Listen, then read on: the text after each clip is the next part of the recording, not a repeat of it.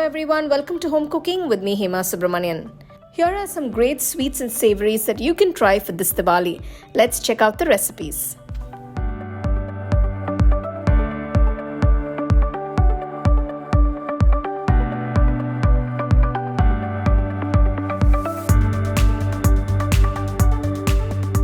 To a bowl, take 2 cups of gram flour or besan. To this I'm going to add 1/4 cup of rice flour. Next add a pinch of salt, just about 1/4 teaspoon or less. Mix it all in. Now the rice flour is going to add a nice crunch to the boondi. To the besan or the gram flour batter, I'm going to add some hot oil. To this I'm going to add about 2 tablespoons of hot oil.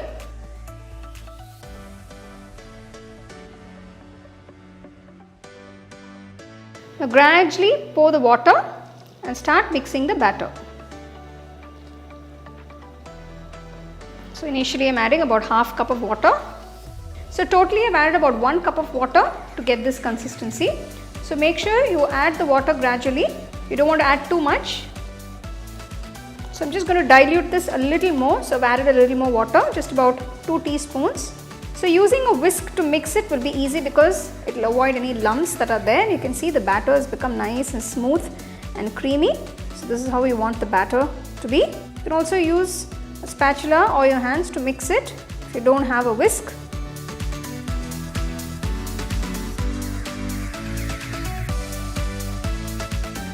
So now the batter for the boondi is done. Keep this aside.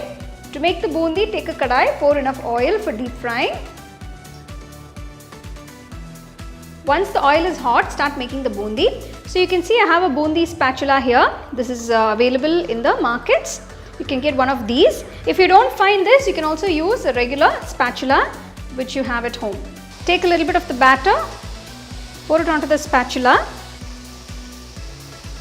Make sure the oil is nice and hot. Once you've added the boondi, they'll cook immediately, so you can see the instant color change. Remove it from the hot oil and keep it aside.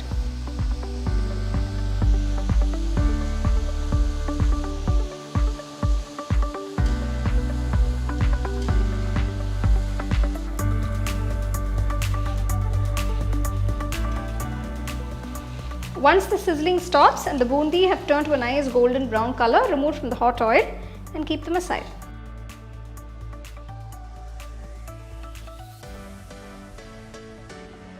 For the kara boondi, I'm going to roast some cashew nuts and some peanuts. Take a little ghee to the tempering pan, add a few cashew nuts.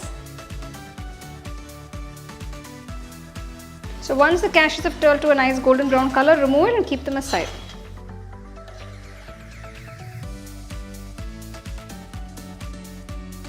Next add some peanuts with skin.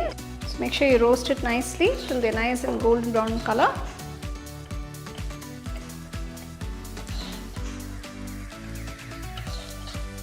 The peanuts are roasted nicely. Keep them aside. So if you don't have peanuts with skin, you can just use the peanuts without skin as well. But make sure you roast them nicely before adding it to the boondi. Next I'm going to fry a few garlic cloves. This is optional. If you don't want to add garlic, you don't have to add it. Just gives a better flavor. So the garlic cloves have been fried to a lovely golden color. Just remove this and keep this aside. Again, this is optional. If you don't want to add garlic, you don't have to. Next, fry a few curry leaves. Curry leaves gives a lot of flavor to the kara boondi. If you don't have curry leaves, you can also do it without it.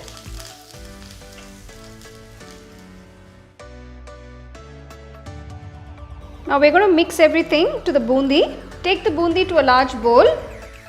Add the roasted cashew nuts. Add the roasted peanuts. Add the roasted garlic and curry leaves. To this I'm adding 1 teaspoon of chili powder, half teaspoon salt. Now you can adjust the salt after mixing everything because you don't want to add too much, then it can become very salty. Half teaspoon cumin powder.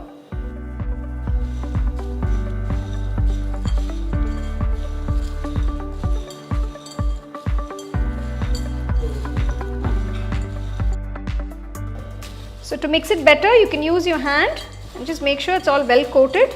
So if you want to add a little more chili powder, at this point you can taste and you can add a little chili powder or salt. Now the Kara Bundi is ready. You can store it in a nice airtight box for up to 2 to 3 days. It will be nice and fresh.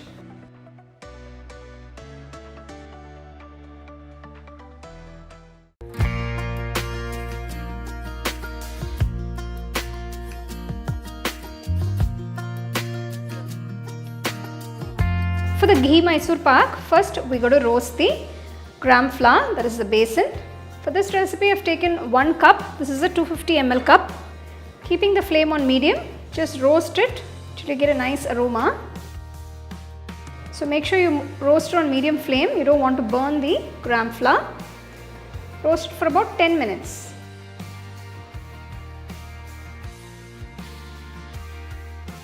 After 10 minutes, the besan or the gram flour is toasted well. The raw smell is not there anymore, so make sure you don't have any raw smell after roasting it. Turn off the stove and keep this aside. Transfer the roasted gram flour or the besan. We are going to sieve this to avoid any lumps and you get a nice smooth gram flour.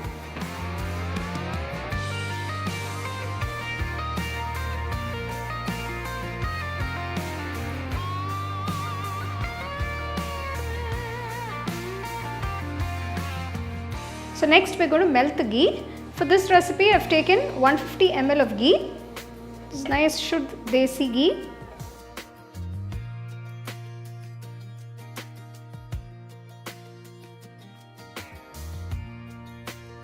Transfer the sieved gram flour or besan to another bowl.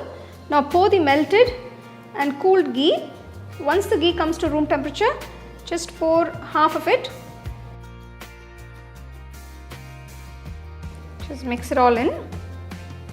We are going to gradually incorporate the ghee into the gram flour. So you can see the besan mixture is nice and creamy and smooth. This is how we want it. Now keep this aside.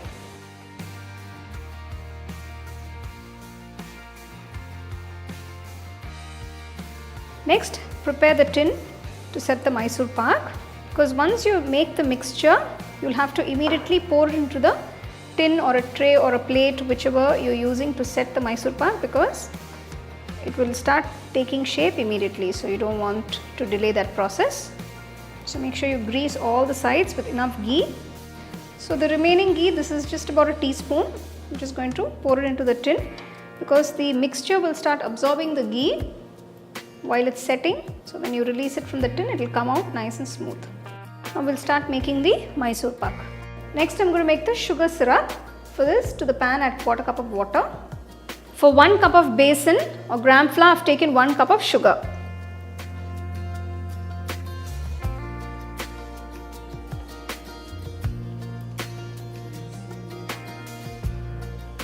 Once the sugar is completely dissolved, transfer the besan and ghee mixture into the pan.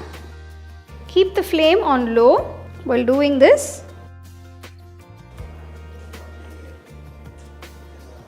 So mix it all in, make sure everything is well combined.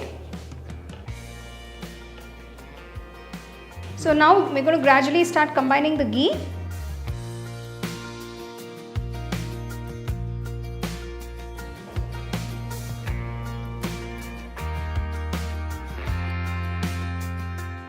So you can see the ghee gradually gets absorbed into the mixture. So continue to slow cook on low flame. So we'll be cooking this at least for about 10 minutes on low flame. So you can see the ghee is completely absorbed. So as the ghee is absorbed into the mixture, I'm going to add a little more.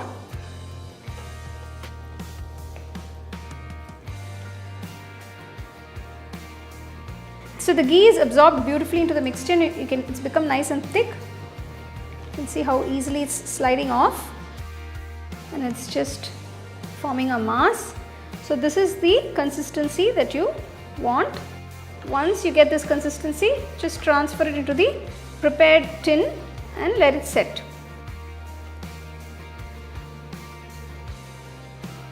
Just finally going to add a little ghee on top.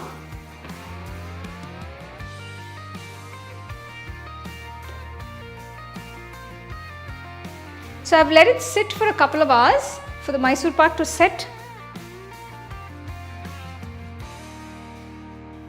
You can see it's absorbed all the ghee beautifully. Now let's release the side and take it out of the tin.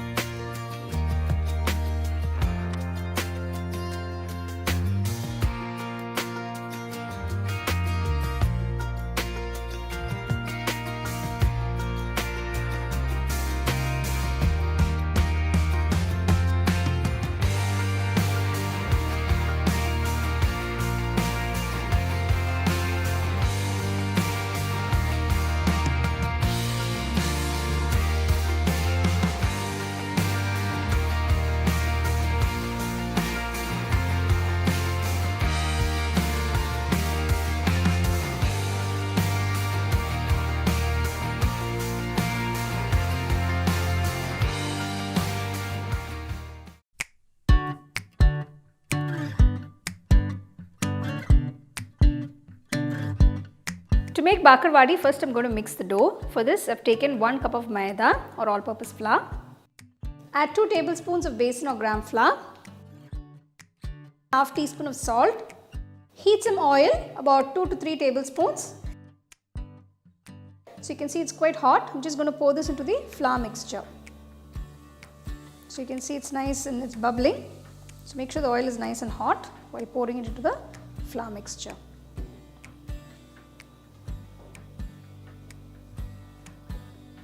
So as you can see, after adding the oil, the flours come to a nice crumbly texture. I'm going to gradually pour some water and knead the dough.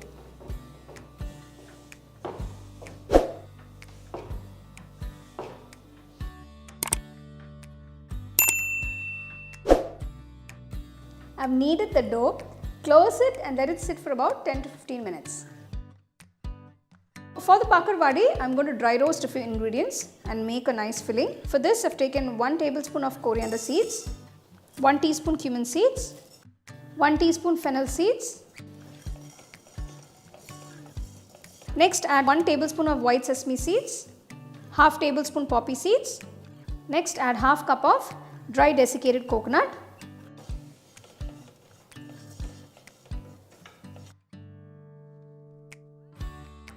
So you can see the desiccated coconut is nice golden color.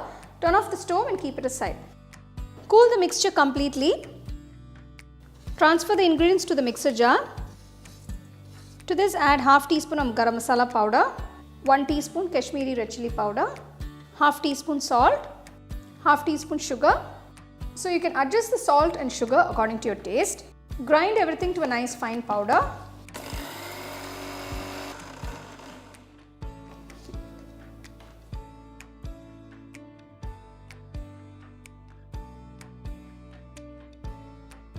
Dough is nice and soft. Now divide the dough into 3 or 4 portions depending on what size you want to roll it out. So take a nice large dough ball. So I'm going to divide it into 4.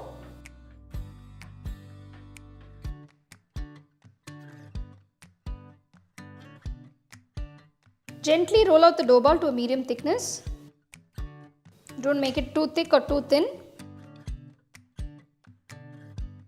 I've taken 1 small teaspoon of sweet tamarind chutney, place it onto the rolled out dough and spread it evenly.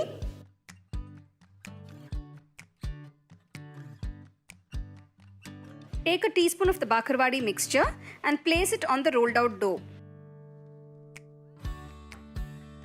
Just make sure you spread it out evenly on all sides.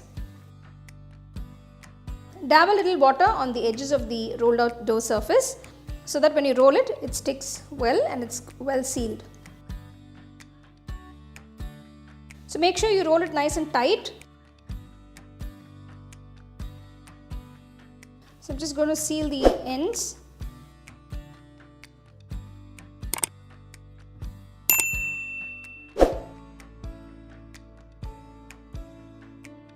Cut the rolled out dough into half-inch pieces.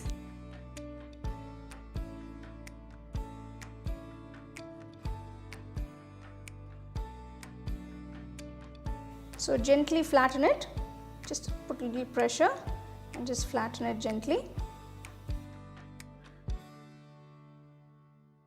Heat some oil for deep frying. Keep the flame on medium.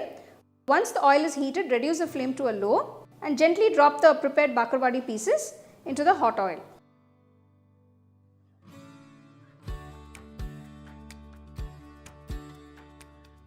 Deep fry them till they are a nice golden brown color. So you can see I am frying them in low flame and you can see the color gradually turning to a nice golden brown color. So make sure you deep fry them slowly.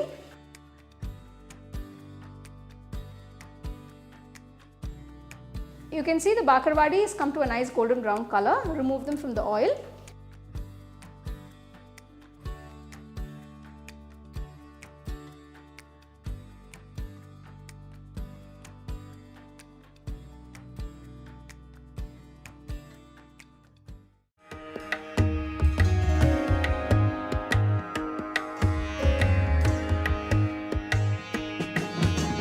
So to make the powdered sugar, just add half cup of granulated white sugar. I'm adding a few cardamom seeds. For besan laddu, it's good to use powdered sugar and it's got a nice fragrance of cardamom in it. So I'm just going to roast a few cashew nuts. Just roast it till they turn nice golden color. Remove and keep it aside. To the pan, add quarter cup of ghee. Next, add 2 cups of gram flour, that is besan. This is a 250 ml cup. So we're going to cook the besan in ghee. So you have to do this on a medium-low flame, otherwise it can get burnt pretty fast. So roast this for about 20 minutes so that the raw smell goes and you get a nice toasted smell from the gram flour. You need to constantly mix the besan so that it cooks well and all the raw smell goes. You can see it's got this nice crumbly texture. Add a teaspoon of ghee and mix it into the besan mixture. After 5 minutes, add another teaspoon of ghee and continue to cook. You can see it's becoming nice and crumbly. Gently mash it like this with a nice heavy spatula if you have one. So I've added about 4 teaspoons of ghee at intervals. After adding the 4th teaspoon of ghee, cook for another 10 minutes and you can see the flour becomes into lumps like this and you can see the ghee releasing. Just gently press it with a spatula and break it down. So once you do this, turn off the stove, transfer the mixture to a bowl, let it come to room temperature. It's pretty hot. Now add 1.5 cups of powdered sugar. Mix the besan mixture along with the powdered sugar. So the mixture is coming together beautifully. You can see I've crumbled it very nicely. The powdered sugar is mixed very nicely along with the besan mixture. So just crumble it with your palms. Make sure you do it when the mixture is a little bit warm. You don't want it to become too cold. So gradually add the ghee till you are able to bind it into a nice laddu shape. Now add the chopped roasted cashew nuts. Mix it in. Now gradually pour the ghee. So adding melted ghee would be a better option. Just add very little at a time. This has to be a very gradual process till you get the right binding consistency. The mixture is turned into a nice dough consistency by gradually adding the ghee. So this is good. Now you can roll it into laddus. Take a little ghee, apply on your palms. Take a little bit of the besan laddu mixture and start rolling it into small laddus.